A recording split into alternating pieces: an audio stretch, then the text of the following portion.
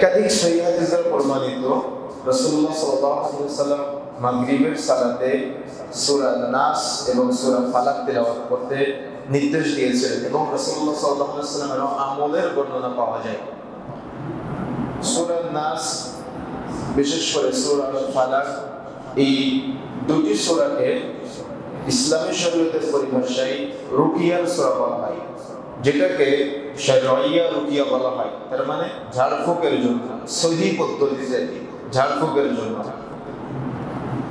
রাসূলুল্লাহ সাল্লাল্লাহু আলাইহি সাল্লামের নির্দেশনা মোতাবেক সকাল সন্ধ্যায় সূরা আন-নাস, সূরা আল-ফালাক তিলাওয়াত করা যায়।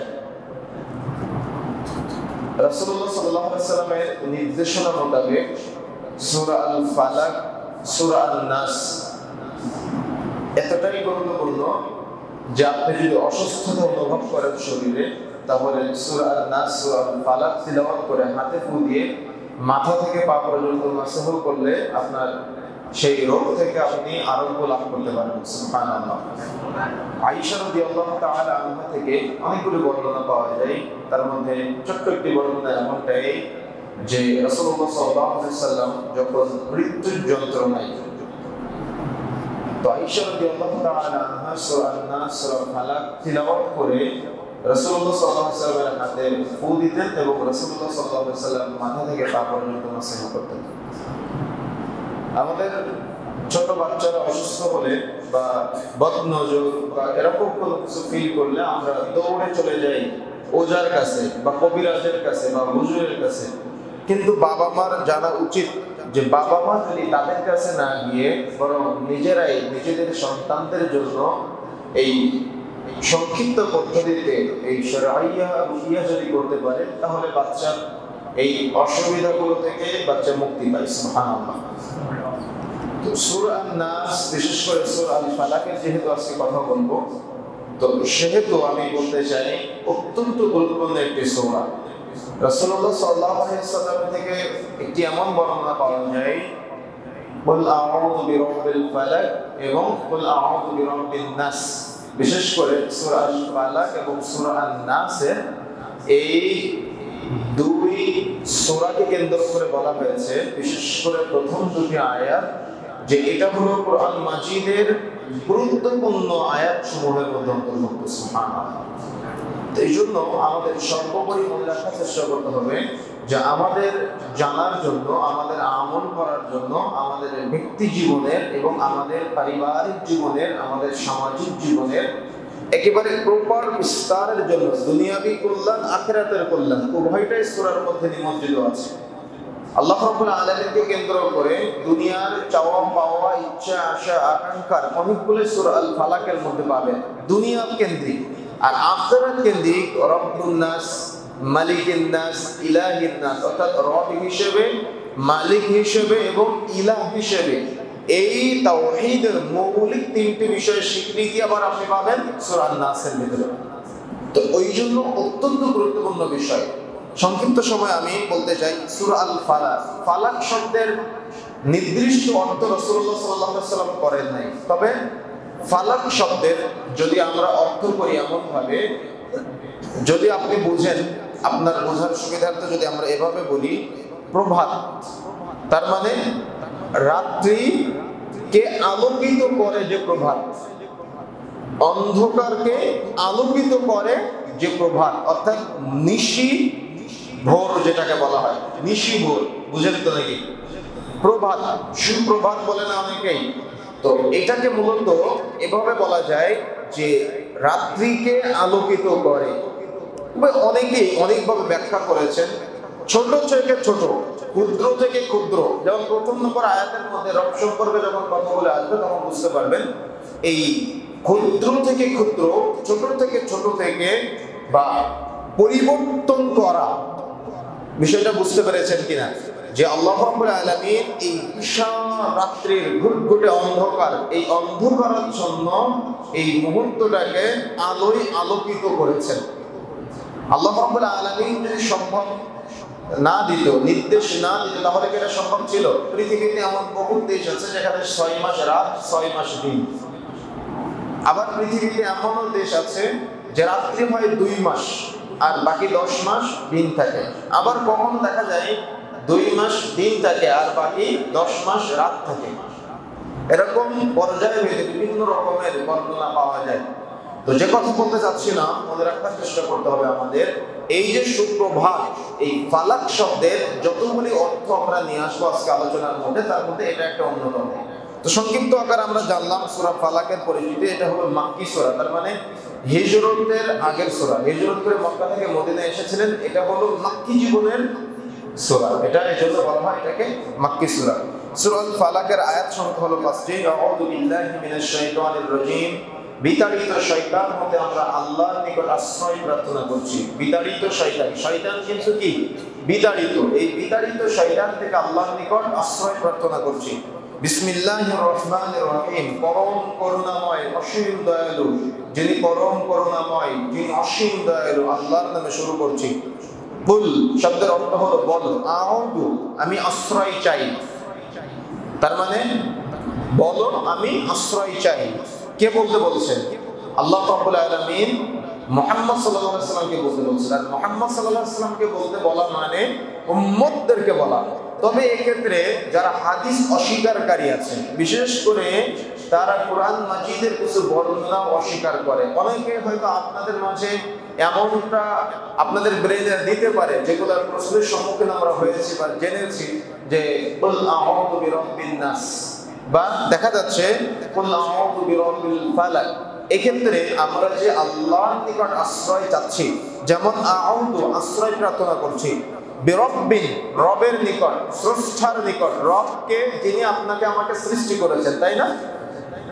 আল ফালাক মানে সুপ্রভাতের, যিনি এই সুপ্রভাতের রব, স্রষ্টা। শুধু সুপ্রভাতের না, যিনি ক্ষুদ্র থেকে ক্ষুদ্র কোনো কিছুকে একত্রিত করে, যেমন আমাদের অবয়ব দান করেছেন একটা। আমি বিস্তারিত আলোচনায় যাচ্ছি, তার আগে যে কথা বলতে চাই সেটা হলো যে আমরা সালাতের মধ্যে যে তিলাওয়াতগুলো করি, এটাকে কেন্দ্র করে বিশেষ করে যারা মুনকিরে হাদিস আছে, তারা আমাদের সমাজে একটা বিভ্রান্তি ছড়ানোর চেষ্টা করে যে আল্লাহ রাব্বুল আলামিন নির্দেশ দিয়ে আবার বললেন যে আমি আল্লাহর নিকট আশ্রয় চাই শয়তান থেকে, আল্লাহর নিকট আশ্রয় চাই।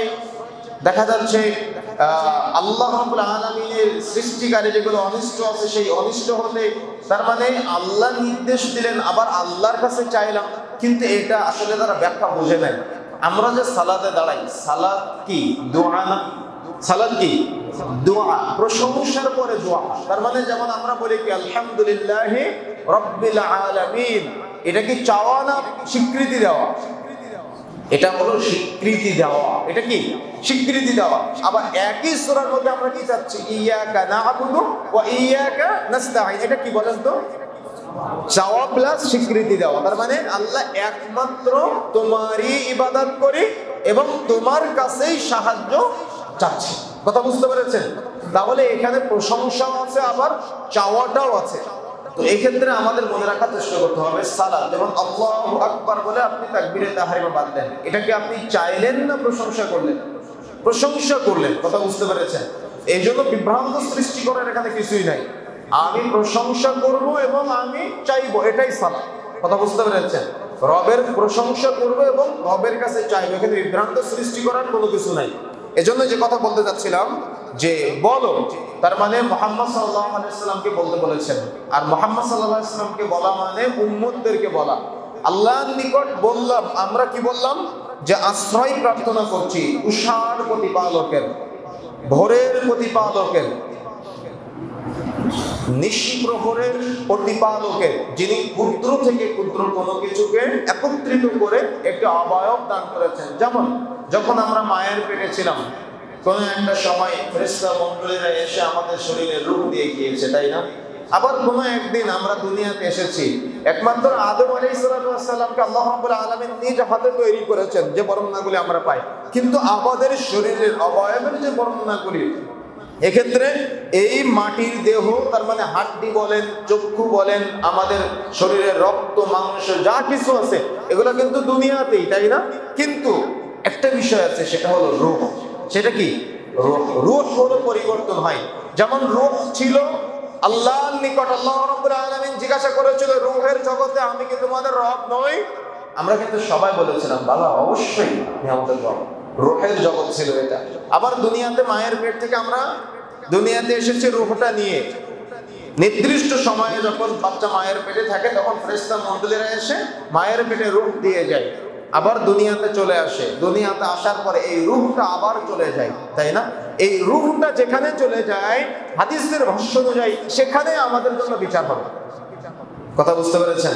তার মানে রূহ এসেছে কিনা? রূহ এসেছে না? এই রূহটা আবার চলে যাবে, আমাদের আপনারও চলে যাবে, আমারও চলে যাবে। যেখানে যাবে সেখানে বিচার হবে। কথা বুঝতে পেরেছেন? এবার এটা হলো মৌলিক বিষয়।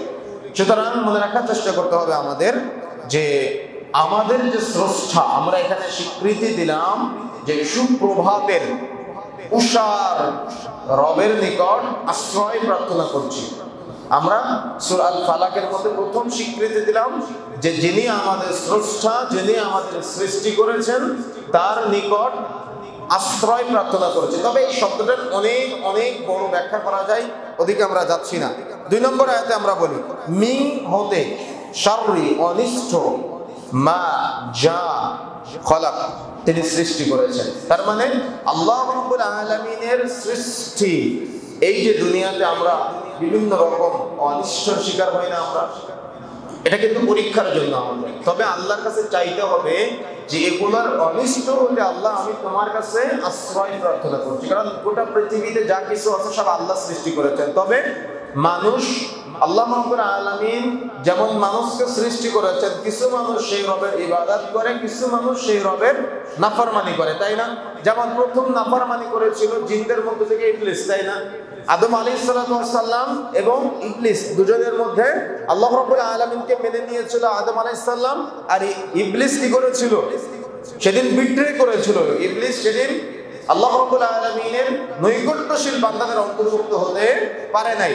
দুনিয়াতে আসার পরে আদম আলাইহিস সালামের পুত্রদের মধ্যে একজন আল্লাহ ওয়ালা হয়েছিল এবং একজন ইবলিসের অনুসারী হয়েছিল।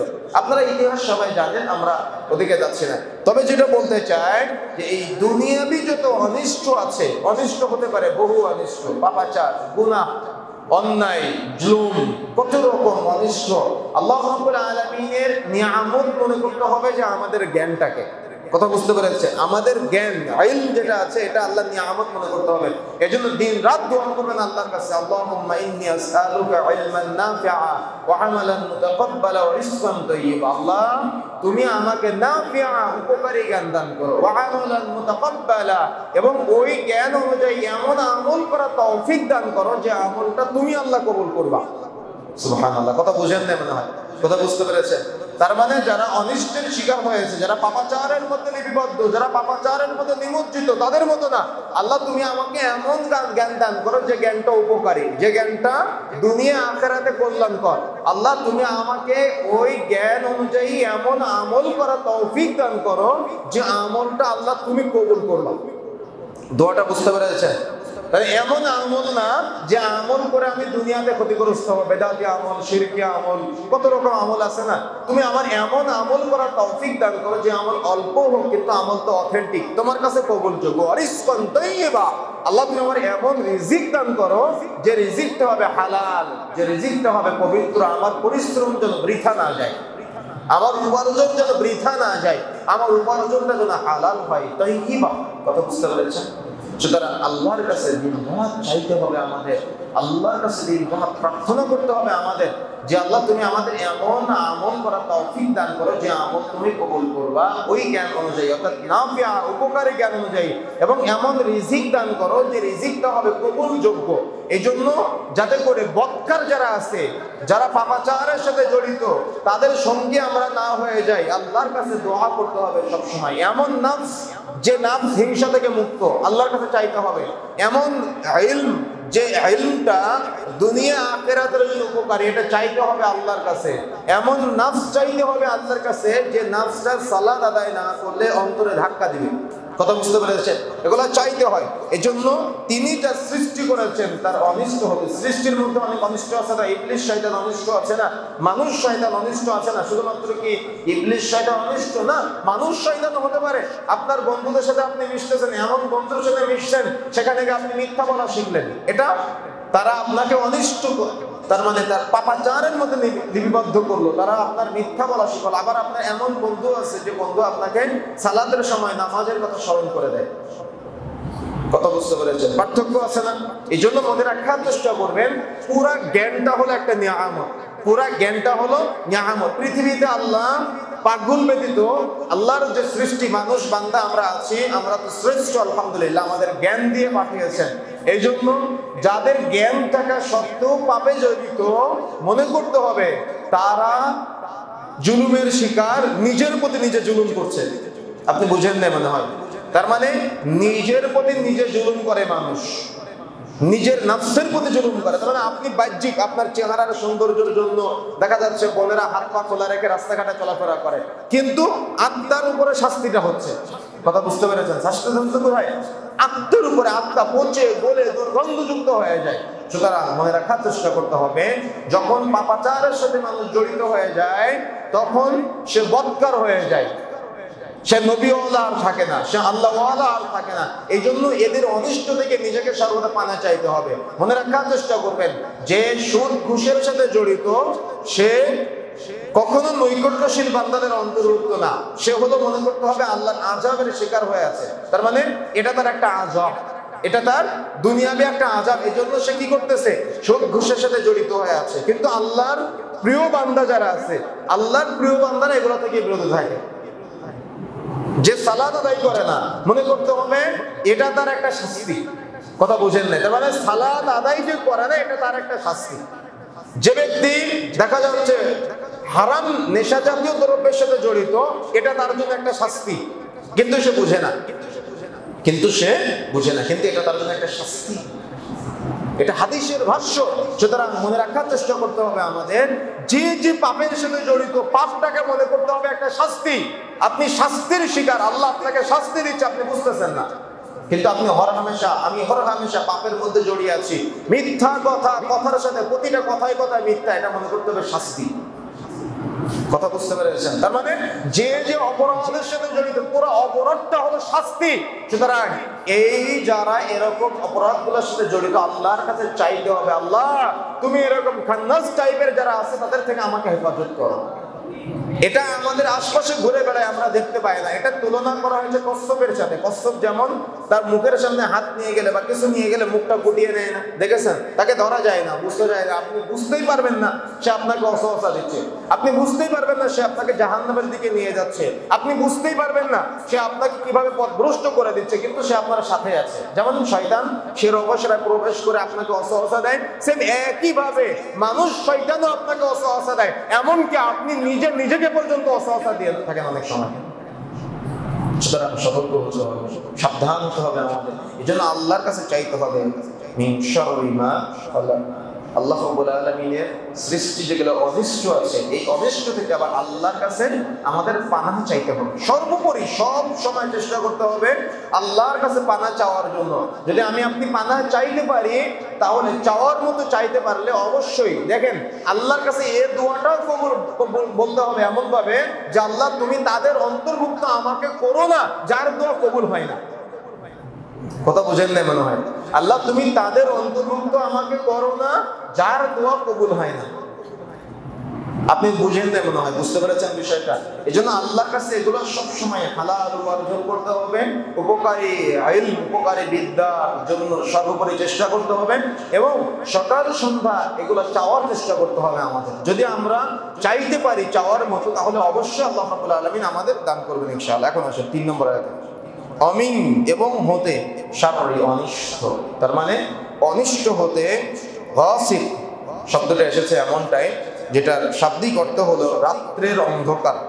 ইদা যখন অকাপটা গভীর হয়, তার মানে যখন রাত্রি গভীর হয়, এই রাতের অনিষ্ট হতে তোমার নিকট আশ্রয় চাচ্ছি। রাত্রে একটু আগে আমরা যে শব্দগুলি জানলাম, এগুলো কিন্তু স্পেসিফিক কোনো পাঠ ছিল না, কিন্তু এখন 3টা পাঠ চলে এসেছে আলাদা আলাদা।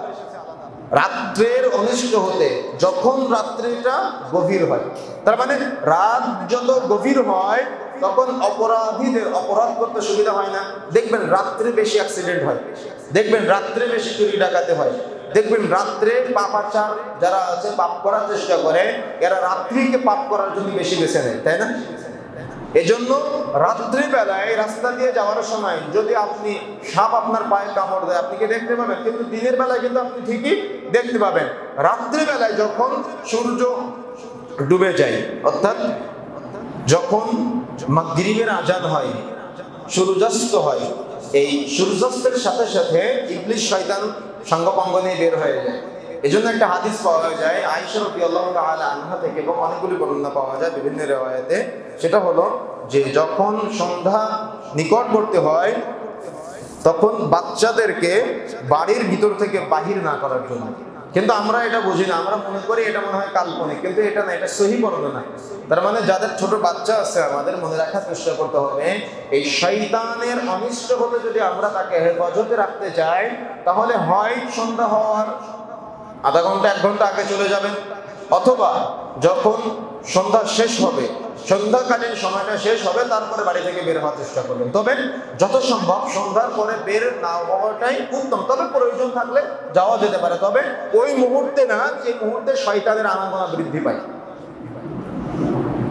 সর্বোপরি আমাদের চেষ্টা করতে হবে, যদি আমরা সন্ধ্যার পরে অর্থাৎ সন্ধ্যা শেষ হওয়ার পরেও যদি বাচ্চা নিয়ে বের হয়, তারপরে অন্তত সূরা নাস, সূরা ফালাক, আয়াতুল কুরসি এগুলো পড়ে তারপর আমাদের বের হতে হবে। সার্বিক যতগুলি দোয়া আছে এগুলো তিলাওয়াত করে তারপরে বের হতে হবে। দেখবেন অনেক সময় যখন আপনি এরকম নিয়ম না মেনে বাহিরে যাবেন, বাড়িতে আসার পরে দেখবেন আপনার বাচ্চা অনেক কান্নাকাটি করতেছে, বা অনিয়ম দেখতে পাবেন বাচ্চার আচার আচরণের মধ্যে, খাবার খাওয়ার মধ্যে, তখন মনে করবেন যে বদ জিন বা শয়তান তাকে অসহসা দিচ্ছে।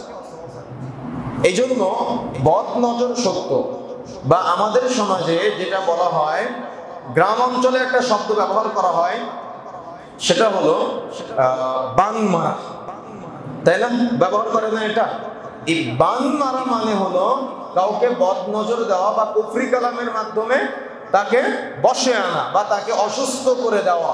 দেখবেন অনেক জায়গায় অনেক জেলেরা মাছ শিকার করতে গিয়ে ওই নদী থেকে বা পুকুর থেকে অনেক সময় ওই পুতুল জাতীয় কিছু তাদের জালের মধ্যে উঠে আসে, বা বিভিন্ন জায়গাতে আমরা দেখেছি এমন ভাবে ওই পুতুলের মধ্যে তারা কুফরি কালাম করে, কালো জাদু করে। কথা বুঝতে পেরেছেন? আর এগুলো বেশিরভাগ তারা করে, আমাদের মুসলিম বোনেরা বেশি করে, মুসলিম ভাইয়েরাই বেশি করে। আর এগুলোর জন্য যায় কাদের কাছে? হুজুরের কাছে। কেন? ওই যে হুজুরেরা দরবারে নিয়ে বসে আছে, তার কাছে গিয়ে কুফরি কালাম করে নিয়ে আসে, কালো জাদু করে নিয়ে আসে, স্বামী স্ত্রীর মধ্যে ভালোবাসা সৃষ্টির মাধ্যম, প্রেমিক প্রেমিকার মধ্যে ভালোবাসা সৃষ্টির মাধ্যম, বন্ধু বন্ধুর মধ্যে ভালোবাসা বা বিচ্ছিন্নতার মাধ্যম, এরকম বহু মাধ্যম তৈরি করে নিয়ে আসে। এবং ব্যক্তির উপরে রাগ, ক্রোধ বা কষ্ট, ক্ষোভ বা দুনিয়াবি স্বার্থের কারণে ভাই ভাইয়ের প্রতি, ভাই ভাতিজার প্রতি দেখা যাচ্ছে এই আপন মানুষের প্রতি কুফরি কালামগুলো করে থাকে। এমনকি রাসূলুল্লাহ সাল্লাল্লাহু আলাইহি ওয়াসাল্লামের উপর একজন ইহুদি ব্ল্যাক ম্যাজিক করেছিল, কালো জাদু করেছিল। রাসূলুল্লাহ সাল্লাল্লাহু আলাইহি ওয়াসাল্লামকে স্বপ্নে দেখানো হলো যে অমুক কুয়ার মধ্যে রাসূলুল্লাহ সাল্লাল্লাহু আলাইহি ওয়াসাল্লামের বিভিন্ন রিওয়ায়াতে বিভিন্ন বর্ণনা পাওয়া যায়। তবে আমরা মুসলিমের বর্ণনা যেটা পেলাম, চিরুনির সাথে কিছু মিশিয়ে সেখানে রেখে আসা হয়েছিল। পরে সেটা উঠানোর পরে গিট, তার মানে দড়িতে যে গিট দেয় না, এইখান থেকে উঠানোর পরে তখন রাসূলুল্লাহ সাল্লাল্লাহু আলাইহি ওয়াসাল্লাম স্বপ্নের মাধ্যমে লম্বা আলোচনা, রাসূলুল্লাহ সাল্লাল্লাহু আলাইহি ওয়াসাল্লাম যখন স্বপ্নের মাধ্যমে জানতে পারলেন, জানতে পেরে সেই কূপের নিকটে গেলেন, সেখান থেকে ওটা উঠানো হলো, তারপরে গিটগুলা খোলা হলো, তারপরে রাসূলুল্লাহ সাল্লাল্লাহু আলাইহি ওয়াসাল্লাম সুস্থ হয়ে গিয়েছিলেন। সুবহানাল্লাহ। কিন্তু বলা ভুল যে রাসূলুল্লাহ সাল্লাল্লাহু আলাইহি ওয়াসাল্লামের উপরে যে কালো জাদুটা হয়েছিল, এটা বাহ্যিকভাবে তিনি অসুস্থ হয়েছিলেন, কিন্তু তার জেহেনের মধ্যে, তার জ্ঞানের মধ্যে যে কোরআন মাজিদের ইলম ছিল, সেটা কোনো ক্ষতি করতে পারে না। কথা বুঝতে পেরেছেন? ইহুদি নাসারারা তারা বলে যে রাসূলকে ব্ল্যাক ম্যাজিক করে কোরআন মাজিদ বিকৃত করা হয়েছে। এটা ভুল ধারণা, বা এটা জাস্ট রাসূলের উপরে মিথ্যারোপ ছাড়া আর কিছু না। এটা কোনো মুসলিম বিশ্বাস করতে পারে না। হাদিস অস্বীকারীরা এই শব্দগুলো টেনে নিয়ে এসে রাসূলের উপর বিদ্বেষ সৃষ্টি করার চেষ্টা করে, কিন্তু এখানে বিদ্বেষ সৃষ্টি করার কিছুই নাই। সুতরাং মনে রাখার চেষ্টা করতে হবে আমাদের যে আমাদের সমাজে এই অনেকের নজরটা এমনটাই যে একজনের সন্তান, একটা ভালো দেখতে শুনতে সুন্দর সন্তানকে দেখে এভাবে বলে ওঠে, এটা একটা বদনজরের অভ্যাস। কথা বুঝতে পেরেছেন? যখন ভালো কোনো কিছু দেখবেন তখন মাশাআল্লাহ বলবেন, বারাকাল্লাহ বলবেন। তখন কি বলবেন? বারাকাল্লাহ বলবেন। চেষ্টা করবেন তার জন্য দোয়া করার, মাশাআল্লাহ বলবেন। অর্থাৎ এটার কল্যাণটা আল্লাহর নিকট সুপার্দ করবেন। কথা বুঝতে পেরেছেন? যে এই সৌন্দর্য দান করেছেন কে? আল্লাহ। এই কল্যাণটা দান করেছেন কে? আল্লাহ। সুতরাং এই সৌন্দর্যটা বা এই কল্যাণটা আল্লাহর নিকট ছেড়ে দেওয়ার চেষ্টা করবেন, সব সময় চেষ্টা করবেন। তাহলে দেখবেন আপনিও সুখী থাকবেন, আর যাকে দেখলেন সেও আপনার বদনজরের শিকার হলো না। এমনকি নিজের প্রতি নিজের বদনজর লাগতে পারে, নিজের সন্তানের প্রতি নিজের বাবা মার বদনজর লাগতে পারে, স্বাভাবিক, এটা অস্বাভাবিক না। সুতরাং সবগুলো বিষয় থেকে সতর্ক থাকতে হবে আমাদের। সর্বোপরি আমলগুলো চালু রাখতে হবে। সকাল সন্ধ্যা সূরা নাস, সূরা ফালাক, সূরা ইখলাস, আয়াতুল কুরসির আমলটা সব সময় চালু রাখবেন, যাতে করে এগুলা অন্তত কেউ যদি বদনজর দেয়ও তাহলে যেন আমার আপনার উপরে না পড়ে। চেষ্টা করতে হবে আমলগুলা সব সময় চেষ্টা করতে হবে কন্টিনিউ করার জন্য। কারণ মানুষ কিন্তু মানুষের এখন ক্ষতি করার জন্য সবসময় লেগে থাকে। এই জন্য আল্লাহর নিকট সবসময় আশ্রয় প্রার্থনা করবেন, আল্লাহর নিকট চাইবেন সবসময় যে আল্লাহ তুমি আমাকে এগুলোর অনিষ্ট থেকে তুমি আমাকে হেফাজত করো। এই জন্য এখানে স্পেসিফিকভাবে যেটা বলা হয়েছে যে রাত্রের অন্ধকার যখন ঘনিয়ে যায়, এই অন্ধকার রাত্রি যখন গভীর হয়, এটার অনিষ্ট থেকে তুমি আল্লাহ আমাদেরকে বা আমাকে হেফাজত করো। এটা আল্লাহর কাছে চাইতে হবে সর্বোপরি আমাকে আপনাকে। এটা যদি আমি আপনি চাই তাহলে আমি আপনার কল্যাণের মধ্যে আছি আলহামদুলিল্লাহ। 4 নম্বর আয়াতে আল্লাহ রাব্বুল আলামিনকে আমরা সূরা নাসের মধ্যে যেটা স্বীকৃতি দেই, অমিন শাররি, এবং ওই যে অনিষ্ট হতে ফিল ওপাত। দেখেন এখানে ফুকদানকারিনী, যদিও এখানে স্ত্রীলিঙ্গ ব্যবহার করা হয়েছে, অর্থাৎ তার অনিষ্ট হতে, বা যে ব্যক্তি মহিলারা, বিশেষ করে এখানে দুইটা তাফসীর পাওয়া যায়। যদিও এখানে উজ্জ আছে পুরুষ লিঙ্গ, নারী পুরুষ উভয়কে বলা হয়েছে, তবে যেহেতু নারীর কথা এখানে গুরুতরভাবে এসেছে, এই জন্য যেটা তাফসীরের মধ্যে আমরা যেগুলো জানতে পারি তার মধ্যে অন্যতম বিষয় হলো এমনটাই যে নারীরা বিশেষ করে এগুলোর সাথে সম্পৃক্ত হয়। নারী জিন যারা আছে, পুরুষ জিনের চাইতে নারী জিনরা এগুলোর সাথে সম্পৃক্ত হয়, এবং মানুষের মধ্যেও যারা পুরুষ তাদের চাইতে নারীরা এগুলোর সাথে সম্পৃক্ত হয়। যেমন দেখবেন ওই পীরের দরবারে কারা বেশি যায়? বেশিরভাগ নারীরাই। বা অমুক বাবা তমুক বাবা ভক্ত কারা হয়? বেশিরভাগ নারীরাই। দেখবেন যে ওই অমুক বাবা তমুক বাবার কাছে গিয়ে তাবিজ নিয়ে আসে, গাছের লাউ হলে সেখানে নিয়ে যায়, বা এরকম বহু তাদের বদভ্যাস আছে। আর নারীরাই অনেক জায়গায় দেখা যায় এই কুফরি কালামের সাথে। আর সবসময় সতর্ক থাকবেন, এই গ্রাম অঞ্চলে কিছু মহিলা মুফতি ঘুরে বেড়ায়, এদের কুরআন হাদিসের কোনো জ্ঞান নাই, এদের পরিবারে কোনো দিন ধর্ম নাই, এরা অন্যের বাড়িতে বাড়িতে গিয়ে দিন প্রচার করার চেষ্টা করে। আল্লাহ রাব্বুল আলামিন কি কোনো নারীকে নবী হিসেবে পাঠিয়েছেন? কথা বুঝেন না মনে হয়। কোনো নারীকে নবী হিসেবে পাঠিয়েছেন? রাসূলুল্লাহ সাল্লাল্লাহু আলাইহি ওয়াসাল্লাম কোনদিন আয়েশা রাদিয়াল্লাহু তাআলা আনহাকে বলেছেন যে আয়েশা তুমি অমুক গোত্রে গিয়ে দিন প্রচার করে আসো? বা আল্লাহ রাসূলের কোনো মেয়েকে বলেছেন আল্লাহ রাসূল যে তুমি কোন অমুক গোত্রে গিয়ে বা অমুক বাড়ি থেকে দিন প্রচার করে আসো? এরকম মহিলারা আমাদের সমাজে, আর এই যেহেতু বাংলাদেশের মানুষের একটা ধর্মীয় আবেগ আছে, এই আবেগকে কাজে লাগিয়ে দেখা যাচ্ছে আমাদের সমাজের অনেক বোনেরা তারা বাড়িতে বাড়িতে গিয়ে দিন প্রচার করার চেষ্টা করে। আপনাকে দায়িত্ব দেওয়া হয় না। কথা বুঝতে পেরেছেন? ইসলাম আপনাকে দায়িত্ব দেয় নাই। এমনকি নারীরা যদি সাপোজ ওয়াজ মাহফিলও শুনতে যায়, তো মাহরামের সাথে মাহফিল শুনতে যাবে। একা একা তার এলাকা থেকে আরেক এলাকায় সফর করে মাহফিল শুনতে যাওয়া যাবে না, পর্দার সাথে মাহরামের সাথে যাবে। কথা বুঝেন না মনে হয়? বিয়ে বাড়িতে দাওয়াত খেতে যাবে, মাহরামের সাথে যাবে। শ্বশুর বাড়ি বাপের বাড়ি যাবে, কোনো একজন মাহরাম থাকবে। কথা বুঝতে পেরেছেন? সুতরাং এই বিষয়ে গুরুত্ব না দিয়ে আজকে এই মহিলারা বিশেষ করে দেখা যাচ্ছে কিছু হুজুর নিজেদেরকে দাবি করেন বা আলেমা দাবি করে বাড়িতে বাড়িতে গিয়ে ছোট একটা ব্যাগের মধ্যে করে তাবিজ নিয়ে যায়, আর দেখা যাচ্ছে সাপ্তাহিক বৈঠক বা অমুক বৈঠক তমুক বৈঠক, কত রকম নাম দিয়ে সমাজে এগুলো চলতেছে। এই সবগুলো থেকে বিরত থাকার চেষ্টা করবেন। মহিলাদের জন্য মসজিদে নামাজের ব্যবস্থা করবেন, খুতবা শোনার ব্যবস্থা করবেন। তারা মসজিদে গিয়ে খতিব সাহেবের খুতবা শুনবে, সেখানে গিয়ে তারা ইলম অর্জন করবে। বাড়িতে বাড়িতে গিয়ে এক এলাকা থেকে আরেক এলাকায় গিয়ে মহিলাদের এরকম দাওয়াতি কাজ করা ইসলামে নিষিদ্ধ। যদি ইসলামে থাকতো তো আল্লাহ রাসূল তার স্ত্রীদের পাঠাতেন। যদি ইসলামে থাকতো তাহলে কোনো একজন নবীকে আল্লাহ রাব্বুল আলামিন মহিলা নবী হিসেবে পাঠাতেন। কথা বুঝেন নাই? সুতরাং যে দায়িত্ব আপনাকে দেওয়া হয় নাই, সে দায়িত্ব আপনি কেন নিলেন? মনে রাখার চেষ্টা করতে হবে আমাদের। সর্বোপরি এমনটাই যে ইসলাম যেভাবে যতটুকু নির্দেশ দিয়েছে ততটুকু মানার নামই হলো মুত্তাকি, ততটুকু মানার নামই হলো আল্লাহ ভীরুতা, ততটুকু মানার নামই হলো আল্লাহর প্রতি বা রাসূলের প্রতি একনিষ্ঠ থাকা। সুতরাং বন্ধুরা আমাদের মনে রাখার চেষ্টা করতে হবে, এই যে ব্যক্তিগুলা এগুলা করে বেড়ায় বা এই ঝাড়ফুঁক করে বেড়ায়, ব্ল্যাক ম্যাজিক করে বেড়ায়, কালো জাদু করে বেড়ায়, এই ডিম পড়া, চাউল পড়া, আলু পড়া, কত রকম পড়া আছে না, চুরি হয়ে গিয়েছে কোনো একটা কিছু, চাউল পড়া নিয়ে চলে আসলেন, এগুলো সব কুফরি কালাম। কথা বোঝেন নাই? শিল পড়া, বাটি পড়া, কত রকম কি আছে না, এই সব আইনা ভরণ থেকে শুরু করে যা কিছু আছে এগুলো সব কুফরি কালাম, এগুলোর সাথে কোনো মুমিন সম্পৃক্ত হতে পারে না। আর এগুলা যে দেয় সে কখনো মুসলিম না, সে হলো মুশরিক, টাটকা মুশরিক। যদিও তার টুপি আছে, যদিও তার দাড়ি আছে, যদিও সে জুব্বা পরে, যদিও সে পাঞ্জাবি পরে, যদিও সে ইমামতি করে, তার পিছনে নামাজ পড়লে নামাজ হবে না। কথা বুঝেন না মনে হয়? কথা বুঝতে পেরেছে? এরকম মুশরিকরা বহু দরবারের পীর সেজে বসে আছে না, এরকম মুশরিকরা বহু মসজিদের ইমাম সেজে বসে আছে না, এরকম মুশরিকরা বহু গ্রামের একেবারে বিশাল মুরব্বী হুজুর হয়ে বসে আছে। এরা সব মুশরিক, এরা মুসলমান না। একটা হিন্দু যেমন মুশরিক, এরা আবু জাহাল মার্কা মুসলমান। কথা বুঝতে পেরেছে? এদের ঈমান নাই, যদি ঈমান থাকতো তাহলে এই কাজগুলো করতে পারতো না। এদের অনিষ্ট হতে পানা চাইতে হবে, আল্লাহ যেন তাদের কাতারে আমাদের শামিল না করে, বলেন আমিন। কথা বুঝতে পেরেছেন? সুতরাং মা এবং বোনেরা যা আমার কথাগুলো শুনছেন, পরবর্তীতে শুনবেন, মনে রাখার চেষ্টা করতে হবে, এই বাবা ভক্ত বা পীর ভক্ত বা এই ভক্তগুলো হওয়া থেকে বিরত থাকার চেষ্টা করবেন। সর্বোপরি অন্ধ ভক্ত হওয়ার চেষ্টা করবেন না, কারণ অন্ধত্বের অনুসারে তাকলিদে সাক্ষী করবেন না। ইবাদতের ক্ষেত্রেও দুনিয়াবী জীবনে সর্বোপরি এগুলো থেকে 100% বিরত থাকার আমাদের চেষ্টা করতে হবে। যদি আমরা বিরত থাকতে না পারি তাহলে দুনিয়াতেও ক্ষতিগ্রস্ত হতে হবে, আখিরাতে ক্ষতিগ্রস্ত হতে হবে। কেন? দুনিয়াতে তো আপনি আল্লাহকে রব হিসেবে স্বীকৃতি দিতে পারেন না, আল্লাহকে পাওয়ার জন্য দালাল ধরেছেন, আপনি মনে করেছেন আল্লাহ দেখে না, আল্লাহ শোনে না, আল্লাহ আপনার কথা শোনে না, এজন্য আপনি আল্লাহর কথা শোনানোর জন্য পীর ধরেছেন, দালাল ধরেছেন, মিডিয়া ধরেছেন, মাধ্যম ধরেছেন।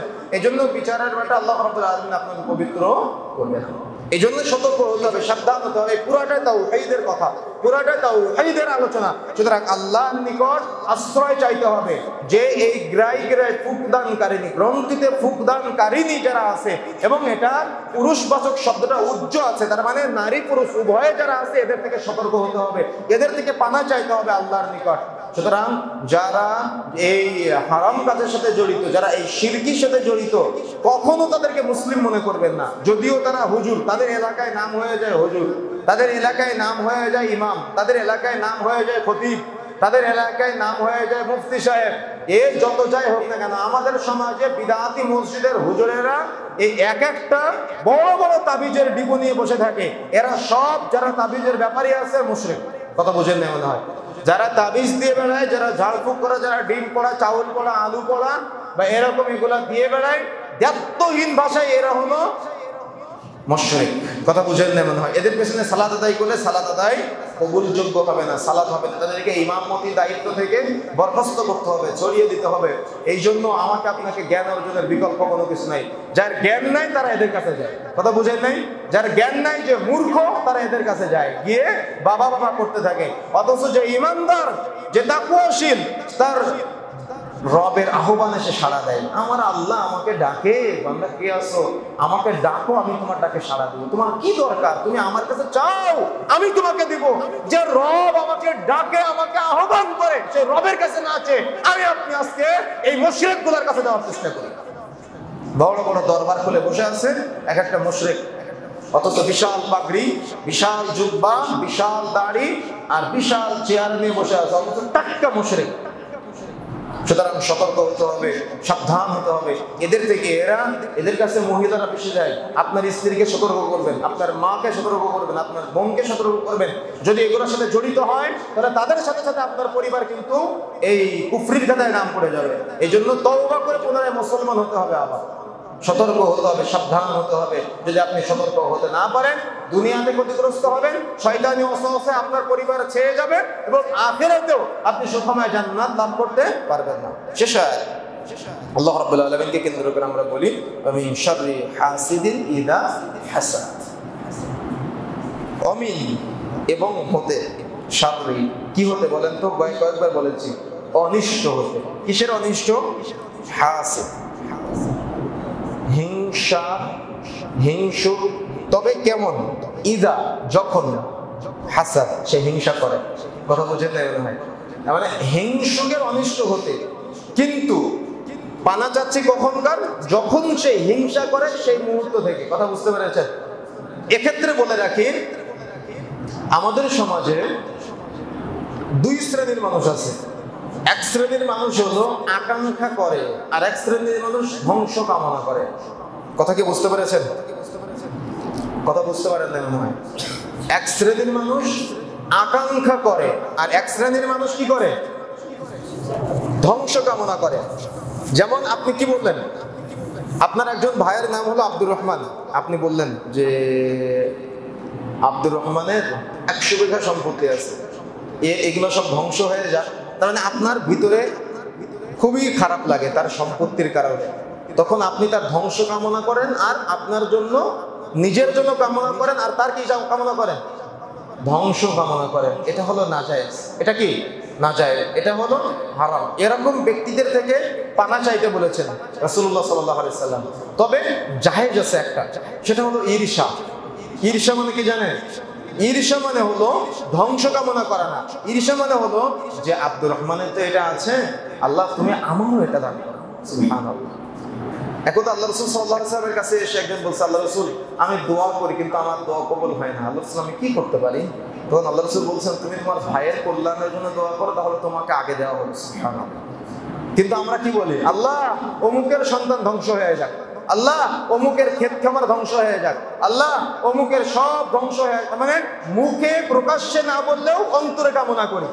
এটা হলো ইলমকে কেন্দ্র করে অনেকেই দেখা যাচ্ছে কেউ একটা ভালো প্রতিষ্ঠান গড়ে তুলেছে, আর একজন হিংসা করতেছে। আলেম আলেমের হিংসা করে, ডাক্তার ডাক্তারের হিংসা করে, ইঞ্জিনিয়ার ইঞ্জিনিয়ারের হিংসা করে, তাই না? তার মানে যে যে সেক্টরে, প্রত্যেকের ওই সেক্টরে যারা আছে, একজন ডাক্তারের চেম্বারে দেখা যাচ্ছে সকাল 8টা থেকে বিকাল সন্ধ্যা 8টা, রাত 8টা পর্যন্ত রোগীর অভাব হয় না। এখন আরেকজন ডাক্তার কামনা করতেছে যে আল্লাহ যদি আমারও এমনটা দিতে, এটা জায়েজ আছে। কিন্তু সে যদি তার কোনো প্রকার ধ্বংস কামনা করে তারটা চায়, এটা জায়েজ নেই। কথা কি বুঝতে পেরেছেন? কথা বুঝতে পেরেছেন? একজন দেখা যাচ্ছে অনেক টেন্ডার পাচ্ছে, কিন্তু আপনি পিছন দিক থেকে গিয়ে কোনো প্রকার মিথ্যা বা ফুসলায় ফাসলায় তার সবগুলো ধ্বংস করে দিয়ে নিজের জন্য কামনা করলেন, নিজের জন্য চাইলেন। এগুলো হারাম, এগুলো চলবে না। তখন আপনার উপার্জনটা কি হবে? হারাম মিশ্রিত হয়ে যাবে। কিন্তু আপনি এটা কামনা করতে পারেন, তার এতগুলো টেন্ডার হচ্ছে, আল্লাহ তুমি সমাজে, এজন্য এগুলা কামনা করা যায় যে আল্লাহ তুমি আমাকে এটা দান করো, কিন্তু তার ধ্বংস হয়ে যাক আমি চাই, এটা কামনা করা যাবে না। কখনো কারোর কষ্টের কারণ হবেন না। কথা বুঝেন না মনে হয়? আপনি হয়তো মনে করতেছেন যে আপনি হয়তো তাকে কষ্ট দিয়েছেন, কিন্তু সে বুঝতেছে না। মানে আপনি তাকে কষ্ট দিয়েছেন কিন্তু সে হয়তো বুঝতেছে না, কিন্তু তাকে কষ্ট দেওয়ার কারণে সে হয়তো কোনো একদিন সাজদায় গিয়ে চোখের পানি ফেলেছে অঝরে, তার চোখের পানিটা আল্লাহর নিকট কবুল হয়ে গিয়েছে। দেখবেন যে আপনার পরবর্তী একটা প্রজন্ম আসবে পঙ্গু। দেখবেন এমন হতে পারে আপনার পরবর্তী একটা প্রজন্ম আসবে যারা বিবেক বুদ্ধি, তার মানে জ্ঞানহীন। কথা বুঝেন না মনে হয়? এই জন্য কখনো কোনো মানুষের কষ্টের কারণ হবেন না। কারণ মানুষ যখন কষ্ট পেয়ে চোখের পানি ফেলে, হাদিসের ভাষ্য অনুযায়ী এটা অনেক খারাপ। আপনি আল্লাহর সাথে জুলুম করতেছেন, সালাত আদায় করেন না, আপনি আল্লাহর সাথে জুলুম করতেছেন, বা আল্লাহ কেন্দ্রিক যতগুলি পাপ আছে আপনি এই পাপের সাথে জড়িত, আপনি আল্লাহর সাথে জুলুম করতেছেন। কিন্তু আল্লাহ দয়াময়, আল্লাহ রহমান, আল্লাহ রহিম, আল্লাহ চাইলে আপনাকে ক্ষমা করে দিতে পারে। সুবহানাল্লাহ। কিন্তু কোনো বান্দার প্রতি কোনো বান্দা যদি দয়া করে, এই দায়িত্ব আল্লাহ নেবেন না, আল্লাহ ওই বান্দার উপরে ছেড়ে দেয়। বান্দা যদি তাকে ক্ষমা না করে, স্বয়ং আল্লাহ তাকে ক্ষমা করবেন না। এই জন্য জমি জায়গার ফ্যাসাদ, বাড়ি গাড়ির ফ্যাসাদ, দুনিয়াবি কোনো কিছু নিয়ে ফিতনার সাথে সম্পৃক্ত আছেন, বা কোনো ঝামেলা যেগুলো আমাদের সমাজে আমরা যে ঝামেলাগুলোর সাথে জড়িত, সর্বদা মনে রাখার চেষ্টা করতে হবে আমাদের, কেউ যেন আপনার এবং আমার কারণে তার কষ্ট পাওয়ার পরে চোখের পানি না ফেলে। দেখা যাচ্ছে চোখের পানি ফেললে এমন সময় চলে আসতে পারে যে আপনার ব্যবসা সব শেষ, ধ্বংস হয়ে গিয়েছে। হতে পারে কোনো একদিন আপনি কোনো ব্যক্তির চোখের পানির কারণ হয়েছিলেন, কষ্টের কারণ হয়েছিলেন, ব্যথার কারণ হয়েছিলেন, সে হয়তো কষ্টে আল্লাহর কাছে দোয়া করেছিল, এজন্য আপনার প্রজন্ম হয়ে যাচ্ছে পঙ্গু, এজন্য আপনার প্রজন্ম হয়ে যাচ্ছে বখাটে, এজন্য আপনার প্রজন্ম হয়ে যাচ্ছে বেনামাজি, এজন্য আপনার প্রজন্ম হয়ে যাচ্ছে সুদখোর, এজন্য আপনার প্রজন্ম হয়ে যাচ্ছে ঘুষখোর, এজন্য আপনার পরবর্তী প্রজন্ম হয়তো হয়ে যাচ্ছে আপনার নিয়ন্ত্রণের বাহিরে, এজন্য পরিবারে দেখা যাচ্ছে অশান্তি, সুখ নাই, শান্তি নাই, তৃপ্তি নাই। এজন্য কখনো কারোর বদদুয়ার কারণ হবে না, কখনো। চেষ্টা করবেন সর্বোপরি। ওই যে আল্লাহ রাসূলকে ব্ল্যাক ম্যাজিক করেছিল বললাম না, রাসূলুল্লাহ সাল্লাল্লাহু আলাইহি ওয়াসাল্লাম কিন্তু জানতেন যে কে করেছে, কিন্তু আল্লাহ রাসূল সাল্লাল্লাহু আলাইহি ওয়াসাল্লাম কখনো এটার প্রতিবাদ করেন নাই। আবু বকর রাদিয়াল্লাহু তাআলা একদিন বসে আছেন, একজন এসে আল্লাহ রাসূল বসে আছেন, আবু বকর রাদিয়াল্লাহু তাআলা বসে আছেন। তো একজন এসে আবু বকর রাদিয়াল্লাহু তাআলা, লম্বা আলোচনা আমি সংক্ষেপে বলছি যেহেতু সময় শেষ পর্যায়ে একেবারে, আবু বকর রাদিয়াল্লাহু তাআলা কে খুব গালিগালাজ করতেছে। আবু বকর রাদিয়াল্লাহু তাআলা চুপচাপ বসে আছে, কিছু বলে না, খুব গালিগালাজ করতেছে, সহিহ হাদিস। তো আল্লাহ রাসূল সাল্লাল্লাহু আলাইহি ওয়াসাল্লাম বসে বসে হাসতেছে দৃশ্য দেখে। কথা বুঝেন না মনে হয়? কাকে গালিগালাজ করতেছে? আবু বকরকে। কিন্তু আপনার একজন বন্ধুকে কেউ যদি গালিগালাজ করে, সে কিছু না বলে পাশ থেকে আপনি কি বলেন? অমুকের বাচ্চা, তমুকের বাচ্চা বলে কত কি করার চেষ্টা করেন, তাই না? মানে আবু বকরকে গালিগালাজ করতেছে আর আল্লাহ রাসূল এটা দেখে, দৃশ্য দেখে হাসতেছে। আবু বকর চুপচাপ আছে। তো কিছুক্ষণ পরে হঠাৎ আবু বকর রাদিয়াল্লাহু তাআলা আনহু তার কথার একটা জবাব দিয়ে ফেললেন। তার মানে যিনি আবু বকর রাদিয়াল্লাহু তাআলাকে গালিগালাজ করতেছে তার কথার একটা জবাব দিয়ে ফেলেন। তখন আল্লাহ রাসূল সাল্লাল্লাহু আলাইহি ওয়াসাল্লাম মুখটা কালো করে ওখান থেকে উঠে চলে গেলেন। তখন আবু বকর রাদিয়াল্লাহু তাআলা আনহু তাড়াতাড়ি আল্লাহ রাসূলের কাছে চলে গেলেন, গিয়ে বলছে, ইয়া রাসূলুল্লাহ, লম্বা কথা, সংক্ষেপে এতটুকু যে তিনি যখন আমাকে গালিগালাজ করতেছিল আপনি হাসছিলেন, কিন্তু আমি যখন জবাব দিলাম আপনি চলে আসলেন। তখন আল্লাহ রাসূল সাল্লাল্লাহু আলাইহি ওয়াসাল্লাম বলছেন, যখন তুমি চুপ ছিলে, ধৈর্য ধারণ করেছিলে, তখন তোমার পক্ষ থেকে ফেরেশতারা তার জবাব দিচ্ছিল, সুবহানাল্লাহ। আর যখন তুমি জবাব দিলে তখন ফেরেশতারা সেখান থেকে চলে যায় আর শয়তান চলে আসে, আর যেখানে ফেরেশতারা থাকে না, শয়তান চলে আসে, সেখানে তো আমি থাকতে পারি না। কথা বুঝেন না মনে হয়? আর এই কথাগুলো মসজিদের মধ্যে সীমাবদ্ধ রাখলে হবে না, শুধুমাত্র আমাদের সর্বোপরি সব জায়গাতেই আমাকে আপনাকে বাস্তবায়নের চেষ্টা করতে হবে। হিংসুকের হিংসাটা এতটাই জঘন্য, মানুষের ধ্বংস কামনাটা এখন আমাদের স্বভাব, এখন আমাদের পেশা। তার মানে প্রত্যেক ব্যক্তির অকল্যাণ কামনা করাটা এটা আমাদের পেশায় পরিণত হয়েছে। তার পিছনে নিন্দা করা, তাকে নিয়ে গীবত তাহমত করা, তাকে ছোট করা, খাটো করা, আমি আপনি আমরা সবাই এই রোগে আক্রান্ত। আমাকে আপনাকে উভয়কেই পরিবর্তন হতে হবে, তওবা করে ফিরে আসার চেষ্টা করতে হবে। তা না হলে আমাদের কোনো আচরণে যদি কেউ কষ্ট পায়, কারো চোখের পানি পড়ে, তাহলে কিন্তু আমাদের দুনিয়াতে জীবন ধ্বংস হয়ে যাবে, আখিরাত ধ্বংস হয়ে যেতে পারে। সুতরাং আল্লাহর কোনো বান্দার চোখের পানির কোনো কারণ হওয়া যাবে না, কষ্টের কারণ হওয়া যাবে না। হাদিসে কিন্তু কঠোরভাবে নিষেধ করা হয়েছে। এমনকি দুনিয়াতে যদি আপনি মানুষের পিছনে লেগে তাকে সামনে পিছনে নিন্দা করে বেড়ান, তার অগোচরে তাকে ছোট করার চেষ্টা করেন, তাকে নিন্দা করার চেষ্টা করেন, বিচারের মাঠে আল্লাহ রাব্বুল আলামিন বলবে যে দয়াময় আল্লাহ বিচারের মাঠে বলবে, তুমি বান্দা হয়ে বান্দার উপরে দয়া করতে পারো নাই, আমি আজকে তোমার উপরে দয়া করব না। তার যত পাপ আছে সব উদ্ঘাটন করে বিচারের মাঠে সব মানুষের কাছে ছড়িয়ে দিবে। এখানে কেউ বলতে পারবেন গোপন পাপ করেন নাই, কেউ বলতে পারবেন যে আপনার গোপন পাপ নাই। অথচ আমাদের নিজেদের দিকে যদি নিজেরা তাকায়, বাহ্যিকভাবে আমরা দেখতে অনেক সুন্দর, কিন্তু নিজেদের পাপ যদি নিজেরা বিবেচনা করি তো নিজের প্রতি নিজের ঘৃণা জন্ম হবে, তাই না? নিজের প্রতি নিজের ঘৃণা জন্ম, আমি এত পাপ করেছি, আমি এত অন্যায় করেছি, আমি এত গুনাহ করেছি। তো আপনি কি চান আপনার এই পাপগুলো উদ্ঘাটন হোক? আপনি কি চান আপনার এই পাপগুলো মানুষ জানুক, আপনার বাবা মা জানুক, আমাদের বাবা মারা জানুক, প্রতিবেশী জানুক, আত্মীয় স্বজন জানুক? যদি আমরা না চাই তাহলে অপর ভাইয়ের পাপটা আমরা যথাসম্ভব গোপন রাখার চেষ্টা করবো। যদি আমরা না করি তাহলে বিচারের মাঠে এমন জাহান্নাম দেওয়া হবে যে জাহান্নামের নাম হলো হুতামা, যে জাহান্নামের দরজাও থাকবে না, জানালাও থাকবে না, যে জাহান্নামের মধ্যে দেওয়ার পরে এমনভাবে খুঁটি গেড়ে দেওয়া হবে, খুঁটির সাথে বেঁধে বেঁধে শাস্তি দেওয়া হবে, আত্মাগুলা চূর্ণ বিচূর্ণ হয়ে যাবে, আত্মাগুলা ফেটে যাবে, গলে যাবে, চূর্ণ বিচূর্ণ হয়ে যাবে। এই জন্য সতর্ক হতে হবে, সাবধান হতে হবে, আমাদের আল্লাহর নিকট সর্বদা আশ্রয় প্রার্থনা করতে হবে।